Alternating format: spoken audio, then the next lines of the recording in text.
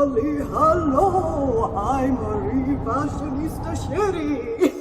And because it is that most spooktacular time of year again, today I'm going to show you how you can oh so quickly and easily whip up some pretty horrific looking wounds and scars using a couple of tissues, some non-toxic white school glue, plus a few other bits and bobs that you probably already have lying around your house. So let's get making. So just grab a bowl, a couple of tissues, pop those into the bowl, and then coat them with your non-toxic white washable school glue.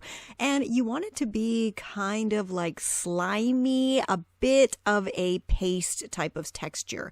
And you need to be able to pull it apart a little bit, and then you're simply going to arrange it however you would like it on whichever body part you would like it. And it will stick. Just make sure you kind of form it nicely and smoothly at the edges, and then cover it with a foundation makeup that matches your skin tone. I mean, it doesn't have to be perfect match, but close enough. And then grab an eyeshadow palette. This one's just from the dollar store, and it has like yellows, blues, purples, all those kind of lovely bruised up, damaged skin colors. And then just go ahead and make your wound all mottily. Wrap it with some scrap fabric, or, you know, if it's on your head, use band-aids, use something to just stick around it to kind of conceal the skin around.